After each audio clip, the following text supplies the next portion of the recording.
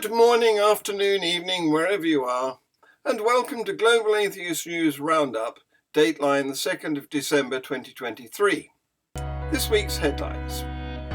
Tens of thousands march in London calling for a ceasefire in Gaza. French patriots shout, "Justice for Thomas, Islam out of Europe." Geert Wilders is trying to form a government in the Netherlands. 3 men of Palestinian descent were shot in Vermont. The suspect pleads not guilty. St Andrews University rector was urged to apologise over Israel genocide claim. Conservative Muslims staged a protest against Coldplay's concert in Jakarta.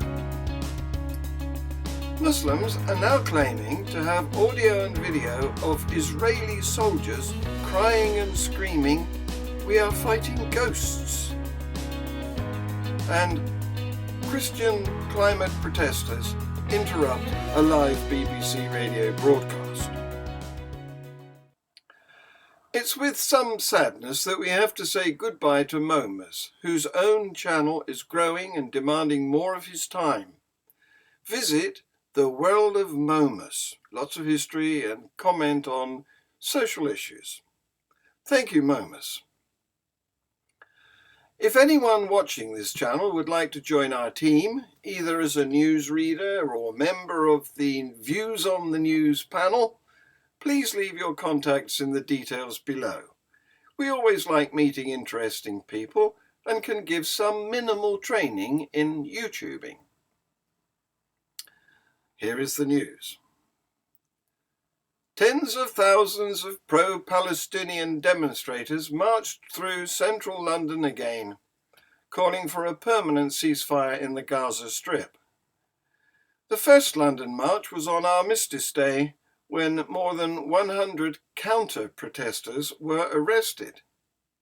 This time, police said 15 people had been arrested, and the overwhelming majority protested lawfully. The protest coincided with the 4-day pause in fighting between Israel and Hamas. The Hamas-run health ministry says that more than 14,500 people have been killed in Gaza, more than a third of them children, since Israel began its retaliatory operation in response to Hamas's 7th of October attacks. In those attacks, Hamas killed 1,200 people and took more than 240 hostages during its unprecedented cross-border incursion. The Qatar-brokered truce between Israel and Hamas led to the release of 26 Israeli hostages and 39 Palestinians from Israeli prisons. That was up till the date of this protest last Saturday. The march in central London came as a delay to the release of more Israeli hostages was resolved on the second day of the temporary truce. Organisers of the protest, which marched from Park Lane to Whitehall, estimated that some 300,000 people attended. The Metropolitan Police did not give a number. The force said the arrests included offences of inciting racial hatred, distributing material likely to stir up racial hatred, supporting a proscribed organisation, refusing directions to disperse, possessing an offensive weapon, and assaulting an emergency worker. The temporary ceasefire has now ended, and mutual attacks resumed. "Justice for Thomas, Islam out of Europe," shout the French patriots. Europe is on the edge of extreme inter-communities conflicts. See this video.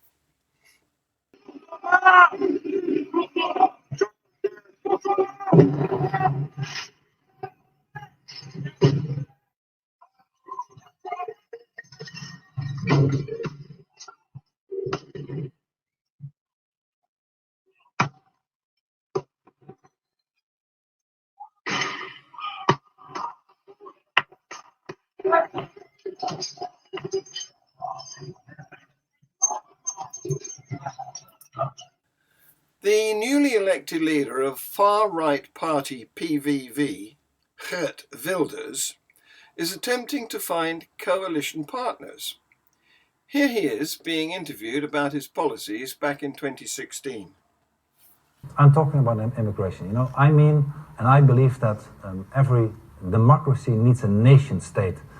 Needs a nation state, a country of its own, where people around their own flag can rally and have their own identity. A nation state is exactly what the European Union wants to get rid of. But, coming here to meet you, even the past couple of hours, as I walk the streets in The Hague, you're not going to be able to turn back the tide of immigration. It is part of the Netherlands now. I mean, it's part of its identity. I'm not saying that I want to build a wall around the Netherlands, but at least we should be able to decide ourselves from which countries we want immigrants and from which countries we don't want immigrants. It's impossible to do that today without the consent of Brussels. Say you became Prime Minister, would you cater to your Muslim constituency?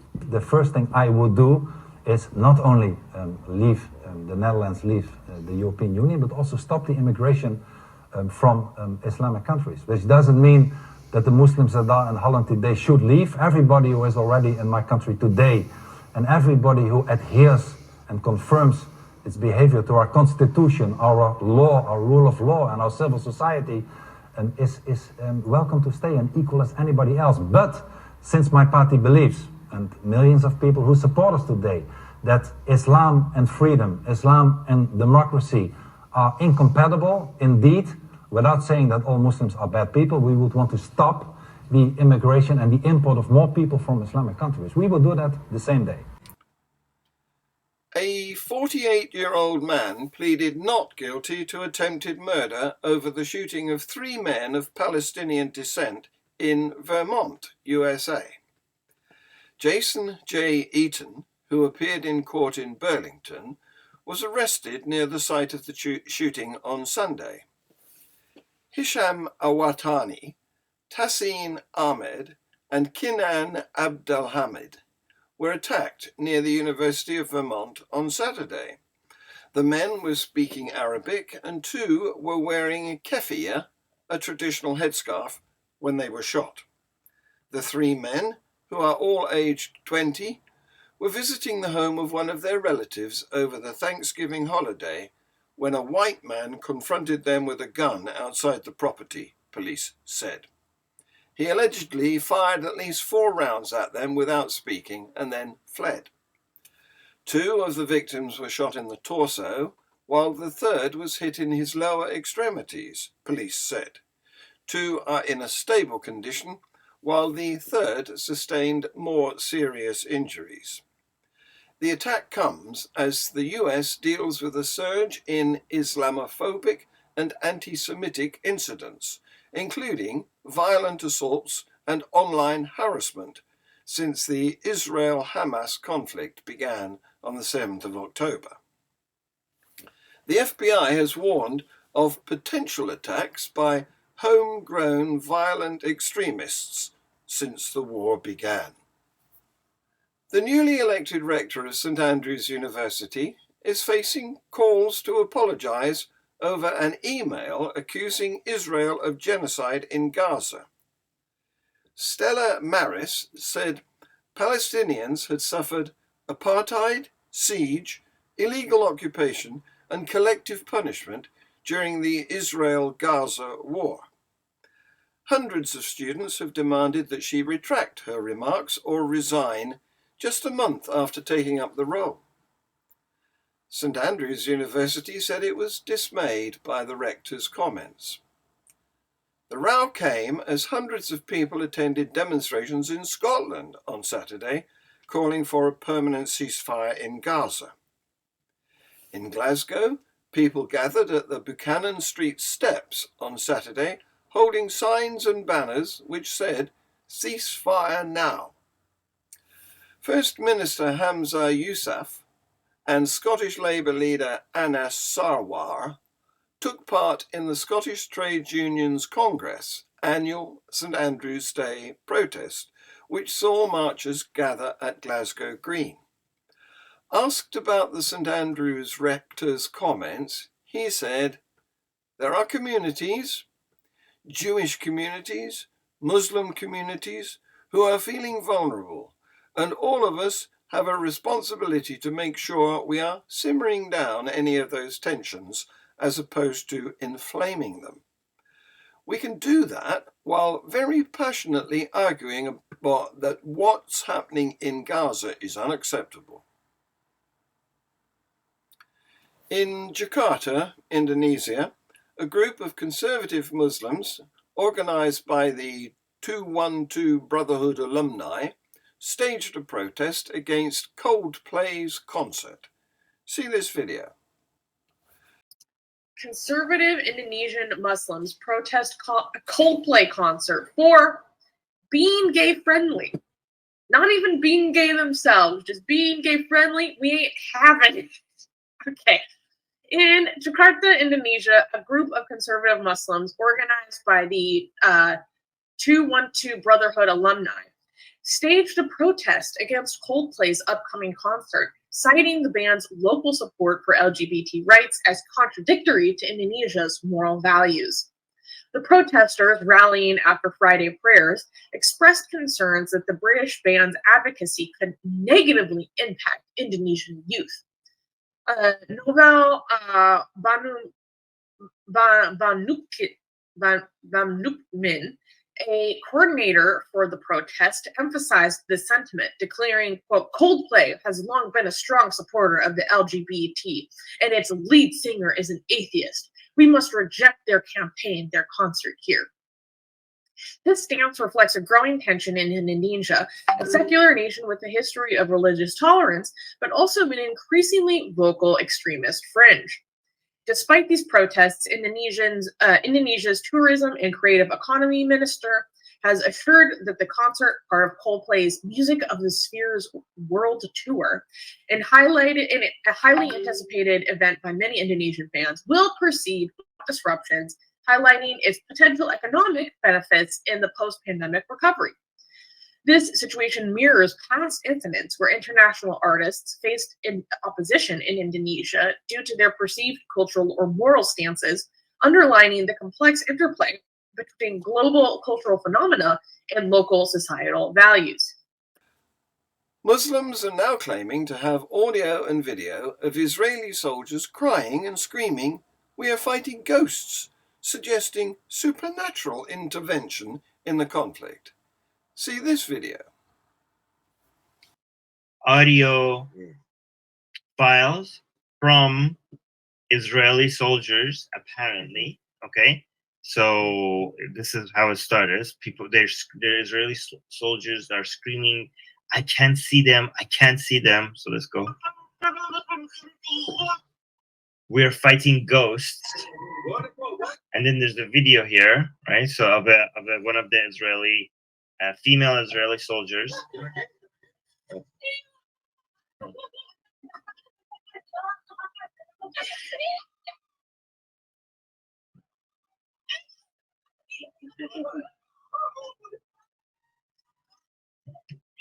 So she's screaming and crying and pointing at something, and then like the camera moves to see what she's pointing out. Apparently it's nothing. So let's see a description. Quran chapter 2 verse 2.